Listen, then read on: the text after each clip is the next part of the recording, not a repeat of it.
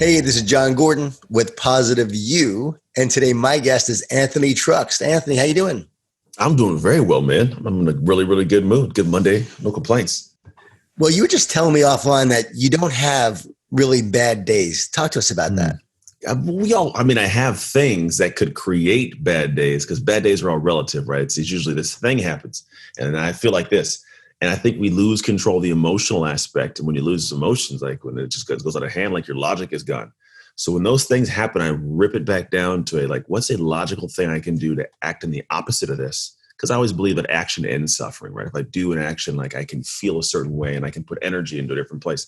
So yeah, I have things that could create bad days, but I'm quick to be refocusing my perspective and like, hey, it's really not so bad. Like I really get to gratitude, take a look at what I got. I'm like, all right, that thing did suck, but like, I'm not going to let it give me a bad day because of it.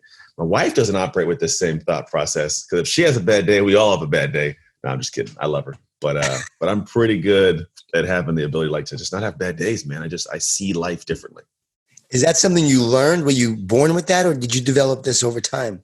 No, I was definitely over time. I grew up in craziness and foster care. So I seriously, one of the things for me that gives me that perspective is knowing what my life could look like. Like just from statistics of what I was born into and given away at 3, if you look at any prison in America, 75% of the inmates are former foster kids like me.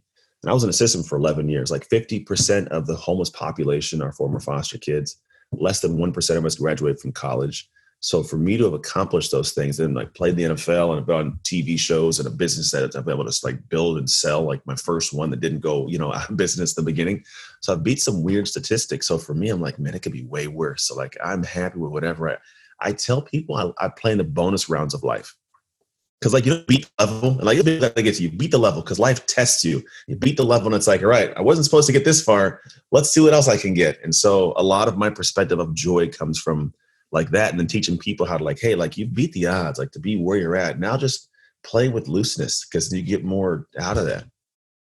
When you were talking about that percentage of foster kids who become prisoners or put in the prison population, I was blown away by that stat when you shared it at the summit. Even more so now. It's incredible to think about that. Why do you think you beat the odds? Support, to be honest, we're humans built on connection. So when I was put into foster care, I bounced around and I had a lot of craziness happen. Like I was beaten, starved, and tortured in home. I've been put in shopping carts, pushed down hills, like forced lick the bottom of shoes till my tongue bled, like really heinous stuff. All before like 6. I wasn't even 6 years old when this all happened. And then I got put into the home, which is my family now to this day, but we were really poor, didn't have much, only black kid and all white family. So a lot of just not feeling like I fit. And so I went through a lot of just this craziness. And so when I was in that system, what helped me was the support of my adoptive mom. Like she loved me past my crazy. Like I was a crazy little kid, man. And when you deal with that stuff, we just are. Like that's why we end up doing foster kids go crazy because we don't have trust. We have no stability. It's all over the place. We feel very, very less than because no one loved us. The one person we want to love us are people, they don't. So it's like, you just feel like, why am I here? And it was my adoptive mom, man. She loved me past the crazy unconditionally. And she just taught me how to open up. And it took her probably about 8 years to finally break the shell. And then that person, she gave me this great deal of just perspective of possibility of what I could be, who I could be. And I think that was one of the things that definitely kept me off that and like finding something to find self-worth in. Because when we don't have the anchor to give us a sense of self-worth and we don't even know why we're putting work in, for me, it was football. And it drove me to be great. But that's why I showed up every day. Without having that anchor, man, like we could easily just fall off like a leaf in the wind. Did you feel like you didn't belong? You said you felt like that. Can you describe what that felt like growing up in a family that wasn't your natural family?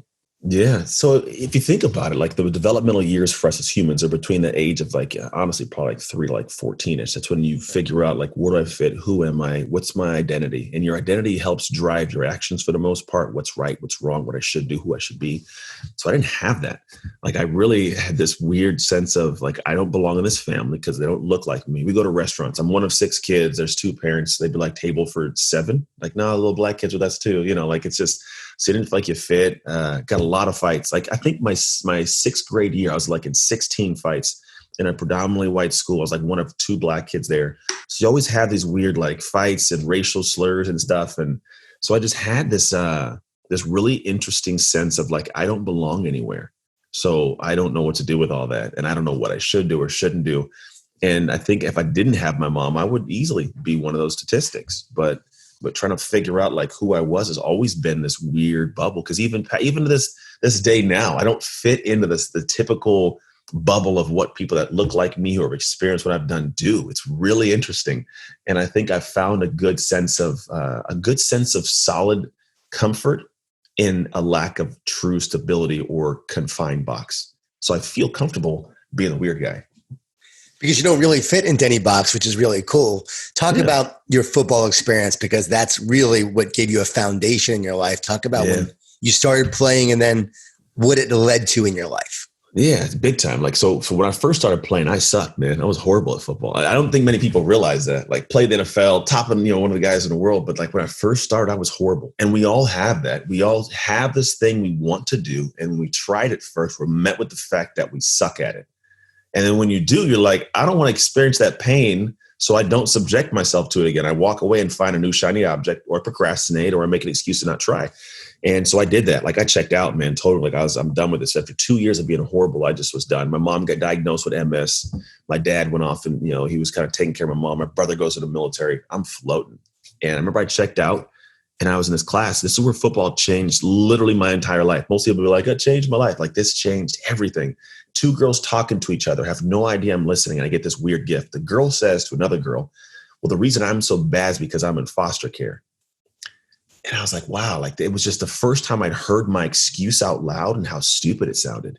And some people don't get the gift of hearing your excuse out loud. And it's like, you heard, I was like, wow, that's the reason I'm gonna be like a bad guy or like a bad dad. Like, I'm not gonna, like, because of, man, and it dug at me that day. And I went home and I made a commitment to myself in the mirror, looking at my people and said, Anthony, you're going to be great.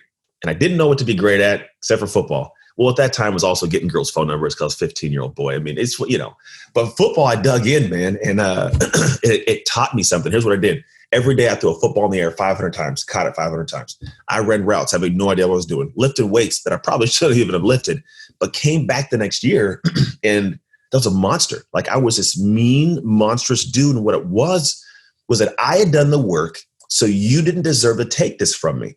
You can't catch this football. I'm going to catch it. I'm going to make the tackle. I'm going to get the block because I did the work. You don't deserve it. I fought for the guy that I built inside. And so football gave me a sense of not only self-worth, but an identity of like, you deserve to have something more than you have. And it was all the work in the background. So then you went from sucking one year, literally like the next year I moved to varsity as a sophomore. 2 years later, I get a scholarship to play football in Oregon. Then a few years after that, I get a chance to play in the NFL. Just a heavy part of who I was. And the crazy thing is football taught me the structure I needed to be a man. Like my college coach, oh my gosh, I hated him. Dude, I hated Don Pelham when I was there. And then years later, I got the NFL. My first team was the Buccaneers with Coach Gruden. Coach Gruden's known to be like a hard-nosed dude. He was easy. I was like, oh, Gruden is a piece of cake compared to my college coach. And years after that, might have been like 2 years ago, I was at a speaking event that I went to. My college coach had left Oregon, was going to UCLA, and happened to go to this event, and we connected, and he had a conversation. I was like, man, like, I hated you, right? He goes, yeah, I know. I was like, but I'm so thankful of the man you made me. And he says, few people grasp that when you take a kid and send him to college, like, he's like, your parents were sending you to be a good football player. I get that, he says, but really, I'm helping raise a young man because there is no father. There is no mother. He's like, my job was to be hard on you. And he was very hard on all of us linebackers. My job is to be hard on you so life becomes easy. So I appreciate it. But football, man, it gave me a great deal of just self-worth and a pedestal also, because all my crazy story is my crazy story, but it means nothing to anybody if it's just a guy down the street. Because of the things that I was able to accomplish that God put into my life, I now have this stature that people will listen to me for a split second. I got to have something good to say, right? But I'll get the end to be able to open up and share more of what I do because of what I was able to accomplish. So you go to Oregon. What was it like to be around guys that now looked like you? You also, you have white, you have black, you have Samoan, you have a lot of different, ethnicities there. What was that like now going there and now being a part of a team in that dynamic? Yeah. Man, I had the first taste of it in high school because it was the first time I was around black people for like the longest, right? So we didn't have that. So like I still talk like this. Like if you close your eyes, most people wouldn't be like, oh, it's a black guy. Like I have this weird, like, when I was a kid, I used to get called Oreo all the time. Like, you Oreo? It just was the nature of it. And so in this environment, like, you're still an athlete, but whenever you're there and you ball, people have to shut up. I just, this is what it is. When you can show up in life, no matter what it is, what people say, people think the solution is to complain about it. Like, I'm going to complain, stop saying that. My thing was like, I'm just going to work so hard, you can't make fun of me. I'm going to set this new curve. And so I never redshirted. I played my true actually true freshman year. My true sophomore year, I beat out a fifth year senior. So it was my second year, his fifth. I beat him out for the position. And so I just had this thing where I'm going to work. And yeah, the dynamics, like there's conversations I don't get and things they say, like, I don't have an Uncle Ray from down the street on the block. Like, I don't, like, it's a different dynamic. But at the same time, like, I also, I don't know where we want to go with this conversation. There's perspectives I've had because of the situation I grew up in that have given me a different view of the world we live in now, racially, the socioeconomic status, perspectives, effort, what's seen. Like, I have a true connection to feeling what it's like to be of different ethnicity in our society, but I also don't carry the same, like, scorn for certain demographics of people that everybody does. And so, man, like, football was a good place to be able to learn how to be me and who I was. And like I said before, I don't have that perfect box I fit in. And I think a lot of the problems people have is trying to fit in the box to gain acceptance. We seek it so much that we will put ourselves in a position where we don't even feel comfortable, but we fit in it, right? Whereas for me, I'm like, I'm comfortable being way outside of it. And if you don't like me, that's cool. Not everybody loves Jesus, and that's okay. Like, not everybody's going to love you. And so when you get comfortable with that, when I got comfortable with that, it gave me freedom, man. I could do whatever I want. That as long as I kept myself in my moral guidelines and base. I have people at my home that I love and I have a great relationship with my wife. And so I'm like, I'll go out in the world and do anything because I'm going to come back and I'm going to have a bed to sleep on, people that love me. And those who don't love me, that's cool. Either they'll come around or they won't come around me. What was it like to be able to go to the NFL and experience that? Was that a dream you had when you were younger? Were you surprised you actually got there? What was that like? The second part, actually. That's, it's interesting. Most people believe like, oh, every kid wants to play in the NFL. That was not part of my dreams. Like, that was not something where I was like, I'm gonna go to the NFL someday. Because for me, it's like, if I go to college, that's leaps and bounds above anything set for me.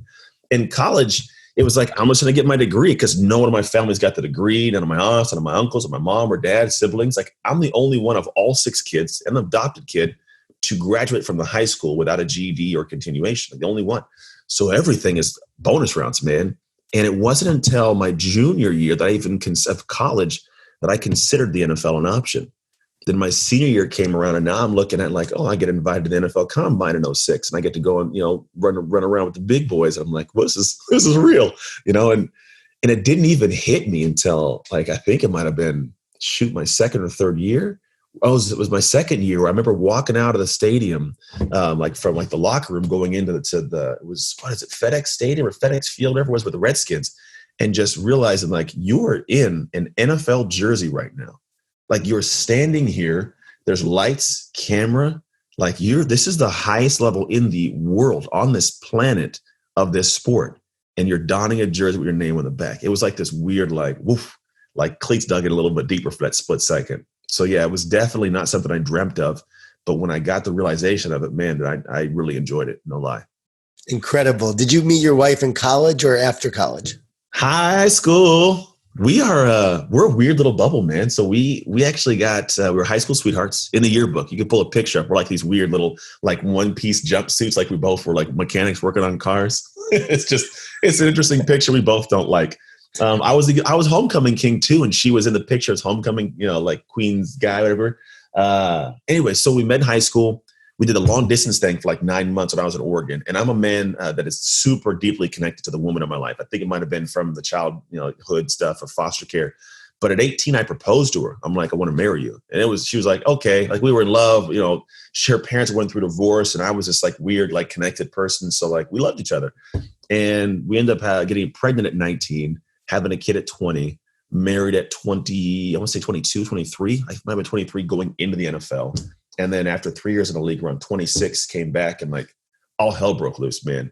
When I say all hell broke loose, like our marriage just broke. We had 2 more kids. So we had twins. And twins, just the sheer statistics for twins is like 50% plus for divorce. So my wife has this affair, like I'm broke down. I feel like I'm subjecting my kids to all this crazy. And it's like literally it all falls apart. And what it was I came back, lost my identity from football because I'd lost my career and I didn't know who I was. Like, and when you've given all of your all to something and it's ripped away without your control, it's tough. Or even if you choose to leave it, military, kids going to the college, they take off. Maybe it's, you get a new job or you lose your job.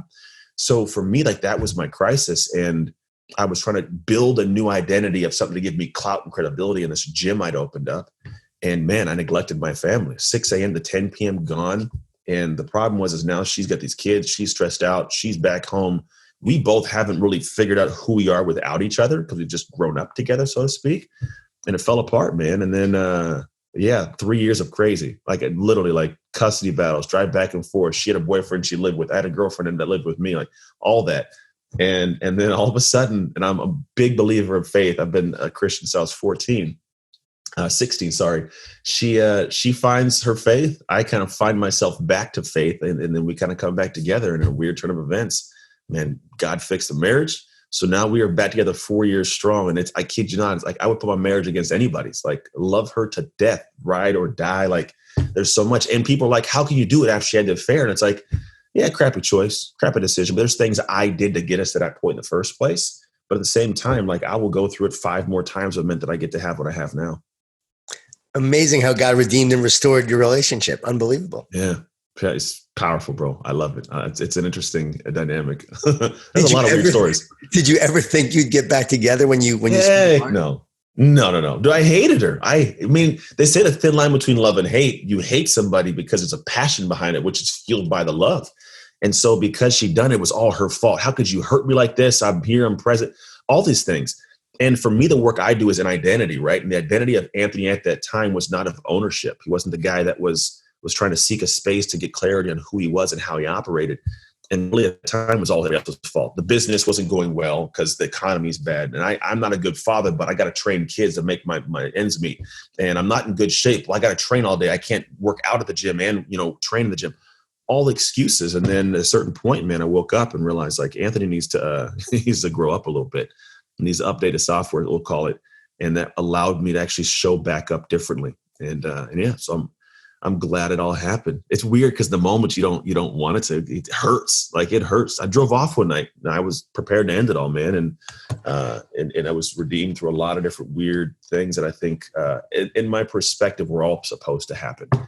Like now in terms of what I do, everything that I've experienced in life was all meant to happen because I was given the wherewithal, the perspective, the compassion, the empathy, the communication skills to say all this happened. I've done all this. Like, think about it. This is all after the NFL. Everyone's like, oh, peaking them. So far downhill. And then I got back out of it. I climbed out. And so now like, oh, I might have supposed to have gone to that because now I can then go back and share it with the world the way I do now.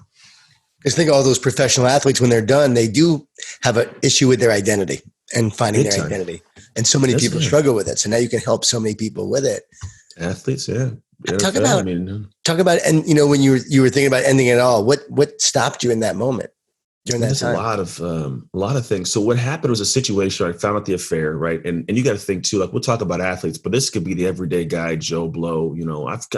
I've got weird gigs because I'm the only guy that can get through the guys with handlebar mustaches that actually ride motorcycles because they like football and they're alphas, right?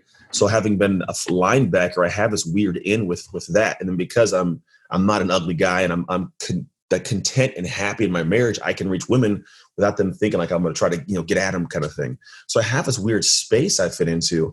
And I think for me, like when I was in those moments, what had happened was I didn't share the pain, right? I didn't tell anybody what was going on. Like most of us just bury it. We're men, alpha. I got this, former NFL linebacker, gym owner. Nobody needs to know about my problems. I'm strong enough. And I wasn't. And so what happened was all this stuff compounded and I got into a fog. And typically when people have hardships hit, we get into that fog. Like, I don't want to acknowledge it. I don't want to accept it. Right? And so what happens is it just festers and festers and festers. And I remember one day, it was a Saturday night. I went to a buddy Derek's house to watch a UFC fight. All my friends were there and I just sat in the couch. And what I'm told is for 3 hours, I didn't move or speak to anybody. And then I got up at the end and I went and walked outside. And my best friend, Jason, walks out and he says, hey, Ant, man, I know you got a lot going on. He says, because he knew everything. He's like, but this is your reality. Dude, like 4 words. This is your reality. Like 4 words slammed into my chest. I got in the car and like, it just was waterworks. I couldn't breathe. My heart rate spiked. It was a physical pain. Like I know it was a mental, but it was so heavy that it all just, whoa. And I drove off and I wanted to stop because I didn't know how to make it stop. So I texted my friends and family. I said, please tell my kids who their father was. And my intention was to go find rat poison, drink it in a parking lot, or eat it, and then just sit there and let it all go. And dude, like it was so late that no stores were open, thankfully. So I drove an hour out of town and just sat there. And I think part of what it was the wave of the pain kind of subsided. And then a few weeks prior, we had gone to this marriage counselor kind of thing. It was at like a nearby, like another city over. And like they gave us a little card that had a quote on it. It was like a scripture. And I can't remember the scripture. I had never found this card, but it was in a middle console on my car. And I remember like just kind of sitting there and looking around. I kind of like caught a glimpse of it and grabbed it and read it. And I was like, damn, like they almost like because I'd had a relationship with faith before, I realized that I didn't want to be the guy that was pissed at God because all this stuff happened. And it just stopped me enough for I just was sitting there and the police showed up because they're looking for me, GPS on my phone, they found me. And so with it subsiding, me kind of getting my wits about me and them finding me like, hey, I was talking, I could talk well. I was like, oh, my ex-wife, she's crazy. I decided to leave and I'm trying to find a place at a hotel. Just make it a story. I was like, all right, we'll just head home for now. So whatever. So I drive back home and it was just a matter of me having the moments to wake up and really just the right timing. And the thing was, I got home and here's the thing that nobody thinks about is like when that happens, you're thinking of you. And then you show up to a house of 30 people in front of your house looking for you. And then the shame slams on you again. And it's like, man, like all these people, now they're forcibly let into the situation I wouldn't, personally, optionally share. And so like that was this like catalyst to like me becoming who I am. Because a buddy of mine took me to the back room a couple of days later at my gym because I kind of like, well, what's the next thing you do when you do that craziness? Well, like it didn't happen. That was, I guess, the solution. So go back to work and he pulls in the back. Now, that's the guy I played high school football with. Just good dude, regular alpha dude, police officer, good guy. He says, hey, man, like when I heard what had happened, he said, I physically threw up in my toilet. He's like, and I need you to know why. He says, at the end of the day, like nobody tells you, but we're very proud of who you are as a human. Like you inspire all of us. Like the life you've lived, we all get it. Nobody says it to you because we're just guys who don't do that. He's like, but dude, like don't do that again ever. And 2, like you're an inspiration to a lot of people. And it planted a really unique seed. One that I never watered. I didn't water for years, to be honest. It was just one that I was like, well, maybe if all this stuff that I was experiencing for a purpose, because if I'm accidentally helping people, like what if I tried to? Now I wasn't in the space to try helping people. Like it was a seed, right? It wasn't like, I'm like, all right, here's how to make your life amazing. My life wasn't, you know what I'm saying? Like I wasn't winning yet. Right. And that was the seed that I then later on had moments in time that watered it to make it grow into what I do now. And let's talk about what you do now. What led to you doing this work? Where did you make the transition from owning a gym to being this incredible author, speaker, life changer? Yeah, man, that was, that's when the seed got watered. So it was April 15th, 2014. My mom, who had been diagnosed when I was 14, like she was in a hospital room and it was me and my mom and my grandma, my dad in the room. And I literally was holding my mom's right hand as she inhaled and exhaled her last breath, like watched the life leave her. And it was unique because you had this weird collection of emotions of like joy in a sense because she's out of pain, right? So I don't have to see my mom suffer.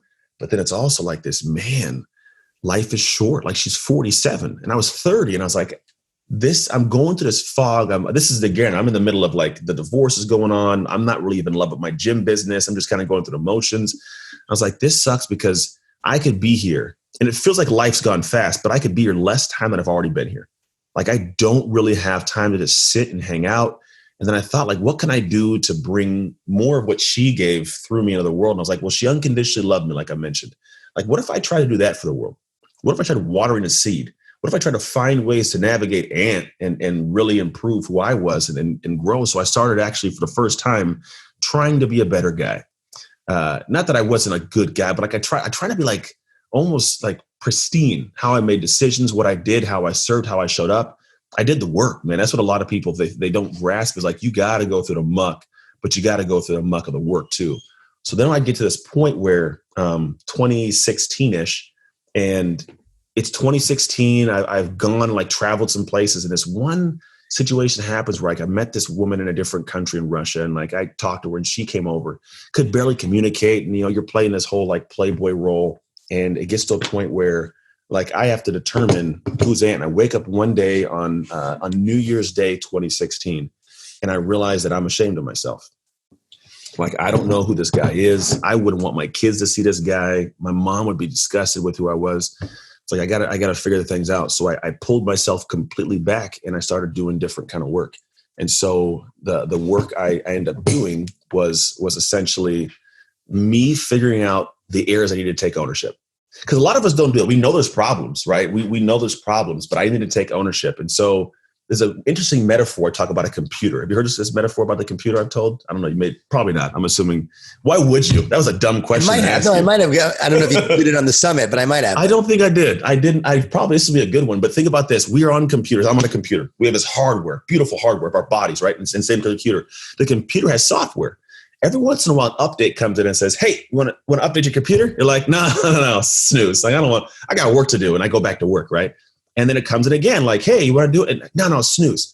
And it's because I don't want to endure the pain of having to wait for this thing to do what it does so that I can get back to work.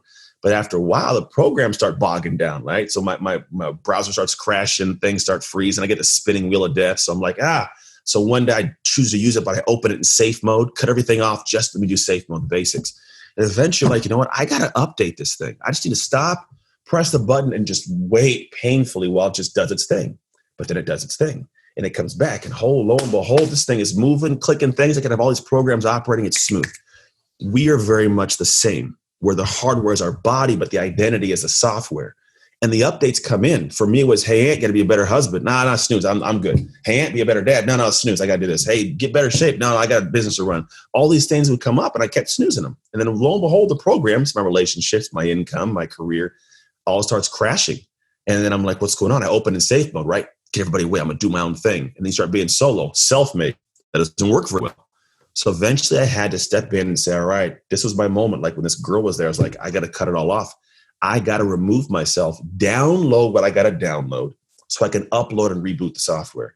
So I sat in the couch in my living room, brown wall, and I would just sit there and stare and ask through a lot of tears, a lot of hard questions.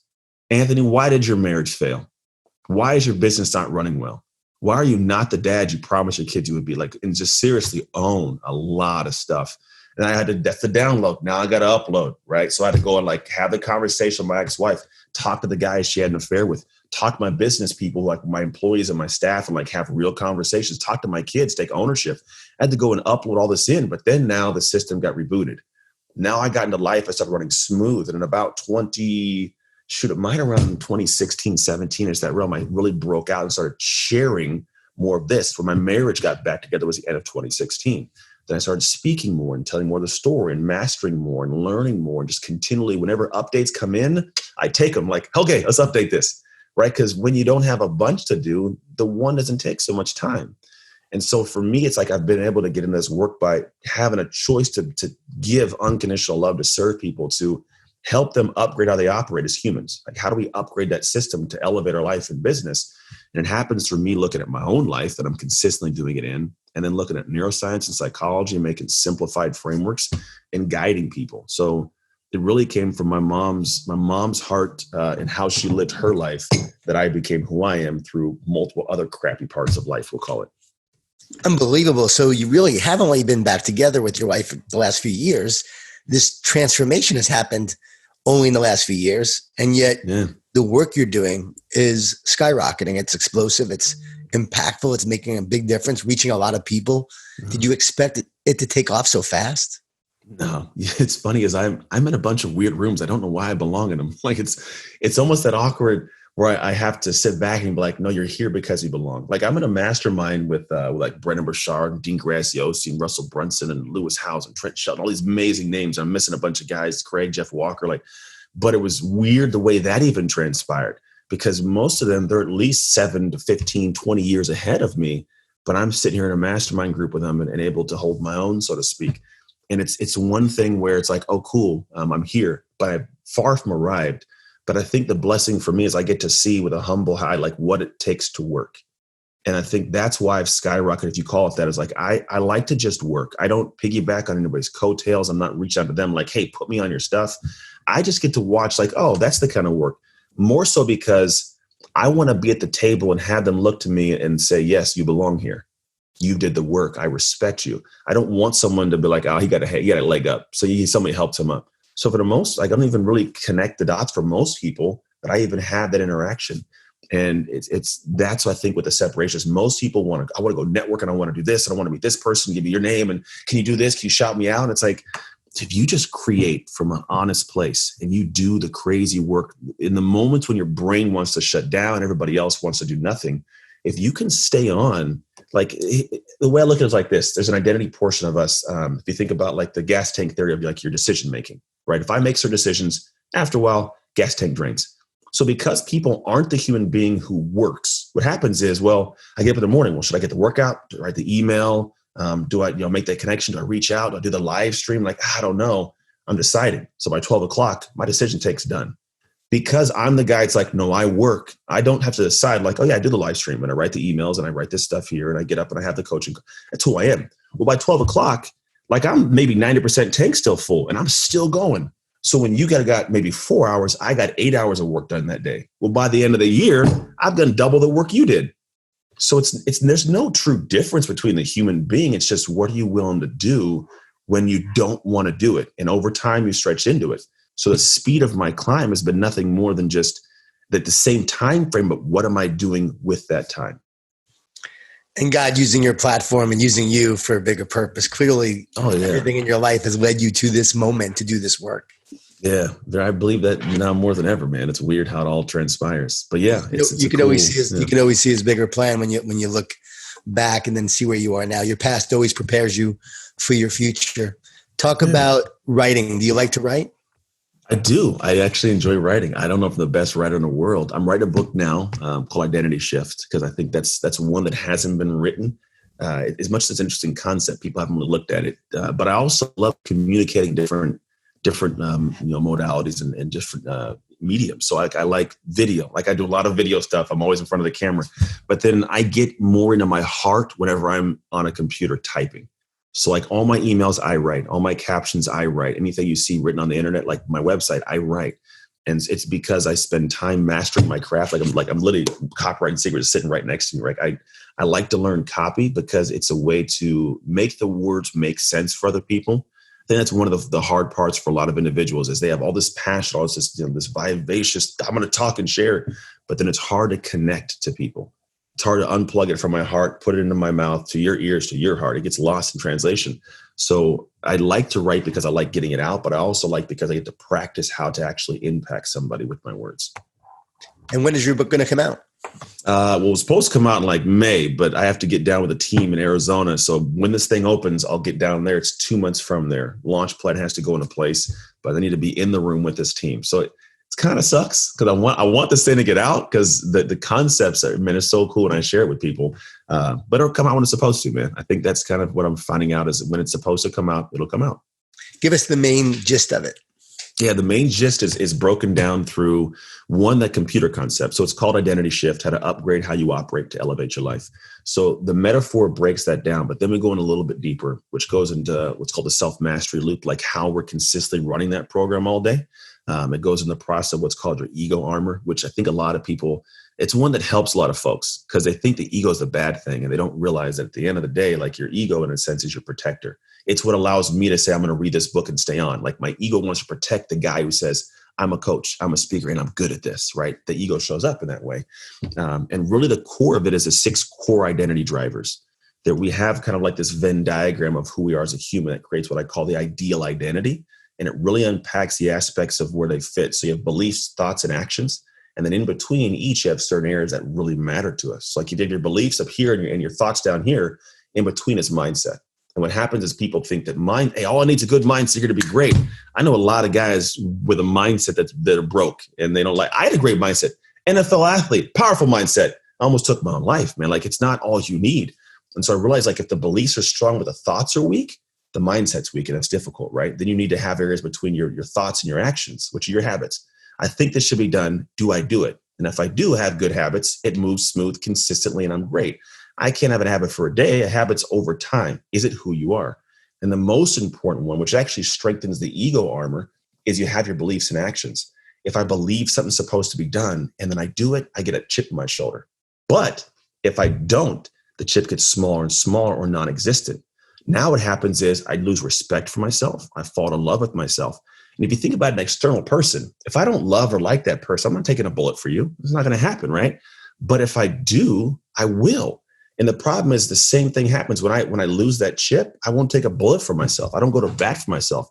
I lose the job. I lose the girl. Like I don't get that push. I can't make the sale. People can feel when I'm not confident. And that comes from the actions I do and everything all woven together. And so that's kind of essentially how the book unpacks these concepts through more stories and more in-depth science. There's some really cool studies I found about like stranger brain, and it's cool. But for me, it's more so giving people this deeper look to realize that what I say is mindset has a master. There's a little bit more of an overarching aspect of where mindset fits in. And I think societally we're moving towards this more so because we're in a world where who knows who anybody is. On social media, you can be whoever you want, but is it really you?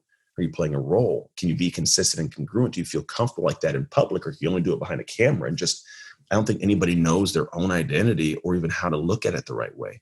And so that's kind of where it's been fun. Also, I can give you more, but I'm not going to go deep into it. There's another one called Slow or Go, but it's a cool way for people to read a book and be able to be like, oh, that's who I am and that's why.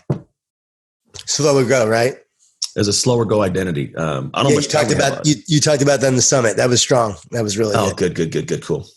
So last question, what would you advise someone if they struggle with self-worth? What advice would you give them? Well, what I've always noticed, this is funny. I launched this challenge today. It's called the Fail Forward Challenge. We talked about the same thing. And what I explained to them was for self-worth, like you have to believe it's who you are. If you don't, you'll struggle. I don't care if somebody tells you, believe in yourself. You should. It's not enough for you to go home and think that in the dark. And a statement I heard a little while ago that I love, it's that action ends suffering. Now, suffering can be, I gotta get across the room to get the remote before I sit down and eat my bowl of cereal, right? That's suffering a little bit, right? But also the suffering is like, I don't think I'm good enough. I'm not enough. I don't have what it takes. It's a different kind of suffering, because how do you fix that? How do you change it? That's seriously, how do you change it? And so what it boils down to is the action. And here's where I'd explain to them the way this works is most people, like when I was in high school football, and I tried to be a football player, I did try football. This is a 10 of pain. This hurts a lot. I'm not going to do it again. I'm checking out. And so what happens is I would have no reason at that moment in time to believe I could be the football player that played the NFL. No reason to believe it. And so what I did is I went in and I eventually made the decision to subject myself to more pain. So the thing is, how do I end this level of feeling I'm not good enough? Subject yourself to the pain of realizing I suck at this. And it starts at a 10. The next time it's a 9, and then it's a 7 and a 6, maybe it's a 4 and a 3. But here's the beautiful thing is when it gets down, every time it goes down, it's because you did the thing that was painful, but learned something. And you come back and do it better and better, but it still hurts until you get to that 0. And most people think 0 is, all right, 0 pain, I can do this. It's cool. It's not. It's actually joy. It's this thing I wasn't good at. I sucked at that. Like, oh, look at me. It's who I am now, right? So it has to come on the back end of actions that are met in the beginning with a whole lot of pain. It's the climb up the hill. So if you're suffering from that self-worth or lack of confidence or whatever it might be, realize that you're not going to get it until you've earned it. And you earn it by facing that pain little by little and going through the process. There's a simple statement that I think sums up a lot of my work is what you create creates you. What I've spent time developing, what I create over time, eventually that's who I am. Like the first time I want to whittle a chair, I'm like, whittle a chair, I'm not so good.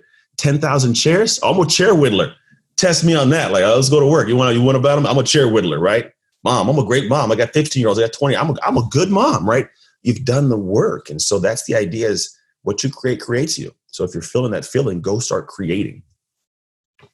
Man, so good. So good. Because so many people struggle with self-worth. So I think that's just such great advice. And I love the way you give constructs to everything. You really take it, you break it down, software, hardware, upgrade, analogies that allow people to really think about how they need to act on it. So we're in the middle of this pandemic. Last question, final question. The other one was the last question. This is the final question.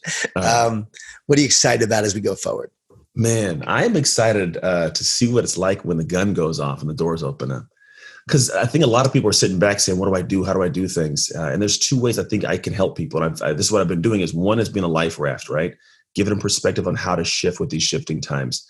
The other is just saying, hey, how do we stay with our ear to the street, right? Pay attention and listen. Because when this opens up, every trial creates an opportunity somewhere. And I want to be one of the people that's closer to it. So they say that thing, scared money doesn't make money. I get tight. Well, if I start pulling away from the rest of the world, well, when the gun goes off, two things are going to happen. One person's going to go take off sprinting because they were still in touch. They stayed, out there in the world, investing in their information, their insight and coaches. And they're going to know. Other person, the gun's going to go off. They're going to go, where are they going? And for me, I'm excited because I keep my ear to the street. I've expanded my reach. I'm doing more to help people. I'm paying attention more.